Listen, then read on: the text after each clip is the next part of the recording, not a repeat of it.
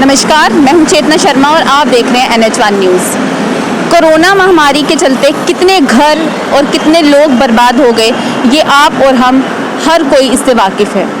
आज इसी तरह से जम्मू के जीवल में हमने एक यहाँ पर इंसान को देखा जो यहाँ पर इस हालत में, इस वक्त कितनी ठंड है हम जानते हैं, और आप यहाँ पर इनकी हालत देख सकते हैं। ये जम्मू में प्रवासी मजदूर की तरह जो है यहाँ पर आए थे।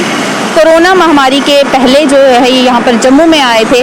बिहार के ये रहने वाले हैं, लेकिन कोरोना के चलते इनको एक बीमारी ने इस तरह से झकल लिया कि आज ये उठकर जो है एक पैर भी चल नहीं सकते।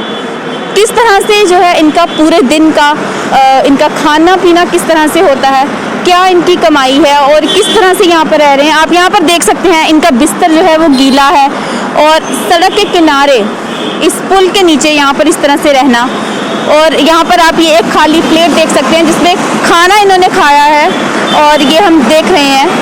तो कौन आकर इनकी मदद करता है और कौन इनके जो सारा इलाज है कौन उसकी देखभाल करता है? तो मैं आपको बता दूं कि ये वो शख्स हैं, लाइफ केयर नाम का एक NGO ये चलाते हैं और इनका नाम है हरप्रीत सिंह।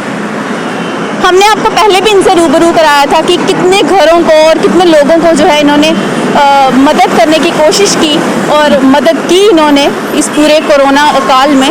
और यही वो शख्स हैं। हम यहाँ से गुजर रहे थे और हमने देखा कि ये इंसान यहाँ पर इनको जो है खाना दे रहे थे।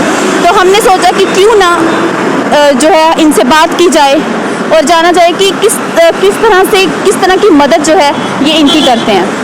सर, हमने आपको देखा कि आप यहाँ पर जो है इन्हें खाना इस वक्त दे रहे थे, तो क्या पूरी इनकी कहानी क्या है, किस तरह से आपने इनको जाना और कैसे आपको पता लगा कि एक इंसान जो है वो यहाँ पर इस हालत में यहाँ पर हैं और आप कैसे इन तक पहुँचे?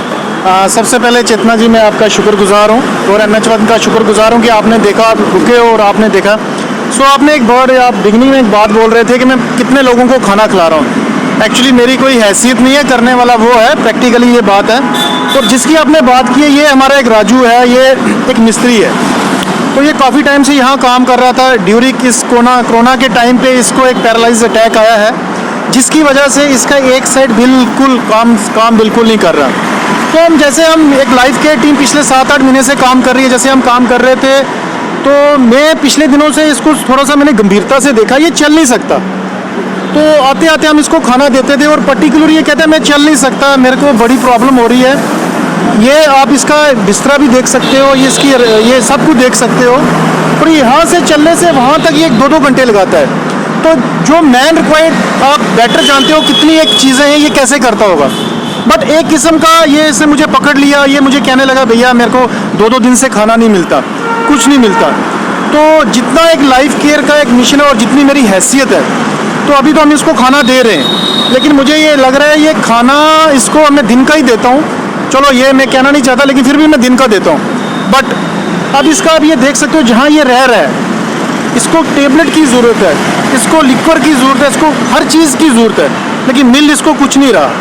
हमारी एक छोटी सी टीम है जिसके अकॉर्डिंग मैं काम कर रहा हूँ, उसके अकॉर्डिंग हमारा एक मिशन है इसको खाना देना, कपड़े भी। चलो ये चीज़ें कहनी ही चाहिए, फिर भी जो हम काम कर रहे हैं तो हमें ये बाय प्रोफेशनली बोलनी भी चाहिए, हम इसको सब कुछ दे रहे हैं। बट द मेन जो इनका चक्कर है, इनको एक ट्रीटमेंट चाहिए, उसके अकॉर्डिंग हमारी बात चल रही है। और पर्सनली मैंने हर बार इसका कहता रहता हूँ कि कोई ऐसा आश्रम है, हम भी जम्मू में अप्रोच लगा रहे हैं, अगर हमारे साथ भी कोई टाई अप करता है या नहीं करता है तो बेटर इसको सबसे पहले ले जाएंगे। अगर नहीं करता है, NH1 आपके चैनल के थ्रू मैं कहना चाहता हूँ, अगर कोई इसको ये अप्रोच करता है तो प्लीज़ इसको देखिए। ये तो सबसे बड़ी इन्फेक्शन है।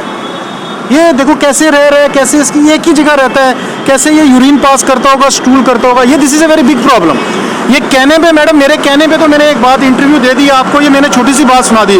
बट जो प्रैक्टिकली ये बंदा कर रहा है, क्योंकि ये बंदा मेंटली अपसेट नहीं है, क्योंकि जो लाइफ केयर का मिशन है, मैंने लास्ट टाइम आपके चैनल को भी यही कहा था कि जो एक मेंटली अपसेट बंदा है वो सर्दियों में भी कपड़ों के बगैर चल पड़ेगा, क्योंकि ये भगवान की मर्जी है।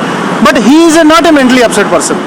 देखो ये मेंटली अपसेट नहीं है, बिल्कुल समझता है कि क्या करना है क्या नहीं करना, बट ये बेबस है।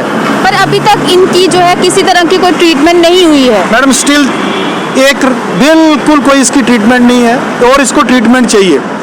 हमारे से जो इसने ट्रीटमेंट ली है, कुछ इसको हमने ट्यूब दे दी, कपड़े दे दिए, मैडम वो ट्रीटमेंट नहीं है, क्योंकि इसको जो जिसकी वजह से इसका ये जो पैरालाइज अटैक आया है उसके अकॉर्डिंग इसको ट्रीटमेंट चाहिए। वही मैं आपको फिर अगेन कहना चाहता हूँ, देखो ये बंदा मेंटली अपसेट नहीं है, ये बात मैडम प्लीज़ आप देखिए, ये मेंटली अपसेट बंदा नहीं है, ये सब समझता है। हमने मेंटली अपसेट लोगों को भी देखा है, वो ऐसे कपड़ों के बगैर घूमते हैं, गर्मियों में इतनी गर्मी होती है नंगे पाँव चलते हैं, बट इसको गर्मी भी फील होती है और सर्दी भी फील होती है। अब मैं फाइनली यही होगा, इसको अपने घर की बात ये कि घर लेके जाऊँ या नहीं लेके, क्योंकि मेरी भी वहाँ फैमिली है, बट ऐसे लोगों के लिए कोई ना कोई आश्रम होना चाहिए। ये तो ऐसे इसको बड़ी प्रॉब्लम हो जाएगी।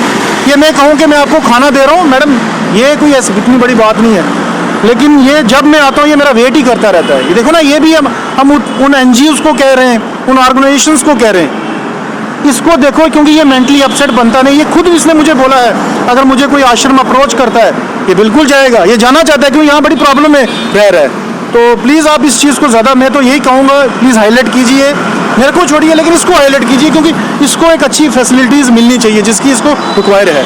इनसे बात करते हैं। सर, आप जम्मू में कितनी देर से यहाँ पर रह रहे हैं? जब मैं 3-4 साल से रह रहे हैं कि हमको 3-4 साल से हमको कोई नहीं मिला है। यही मेरे चाचा जी जो देखभाल की है, जो देखभाल करके हमारे जो उत्तर दिए थे वो उन्होंने संभाला है। परिवार में कौन कौन है और उनसे बात होती है आपकी? नहीं, हमारे परिवार में जो भी है उससे बात नहीं होता है। कितनी देर हो गई परिवार से बात नहीं हुए? परिवार से बात हुए नहीं हुआ, कम से कम कोई 5-6 महीना 7-8 महीना हो गया, इतना बात हो गया कि नहीं उनसे मैं। तो यहाँ पर ठंड में आप यहाँ पर रहते हैं तो किस तरह से आपका गुजारा होता है? पूरे आप यहाँ पर किस तरह से रह रहे हैं? हम जैसे मर्जी रहे हैं, लेकिन हम अपने आप कुछ का दुख है, ये हमने बात सब कुछ चीज़ हो गया, लेकिन सब ये बदल गई है। सरकार से क्या उम्मीद है कि कोई आश्रम इस तरह से हो जहाँ पर आपको ले जाया जाए और आपको एक रहने की जगह मिले और आपका इलाज किया जाए? आवाज़ सब बदल गया है। हम बस एक ही बात करते हैं, जो भी है ठीक है, नहीं लेकिन हमारे आवाज़ के ख़त्म हो गए।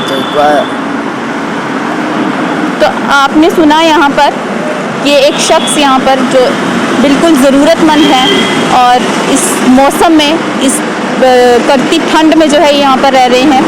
तो हमारे चैनल के ज़रिए भी हम लोगों को ये कहना चाहते हैं कि इस तरह के जो लोग हैं उनकी प्लीज़ मदद कीजिए, और जो जम्मू के जो NGOs हैं उनको भी इस तरह के लोगों को देखना चाहिए कि किस तरह से लोग जो है जो ज़रूरतमंद लोग हैं, जिन्हें आपकी ज़रूरत है, जिसके लिए आपके जो ऑर्गेनाइजेशंस हैं वो बनाई गई हैं कि जो गरीब लोग हैं, जो ज़रूरतमंद लोग हैं, उनकी आप मदद कर सकें। तो आप इस तरह के लोगों को भी आप देखिए ताकि उनकी आप मदद कर सकें और एक जीवन दान जो है इन लोगों को आप दे सकें। इसी तरह की अपडेट्स लेकर हम फिर लौटेंगे, तब तक के लिए आप देखते रहिए NH1 न्यूज़।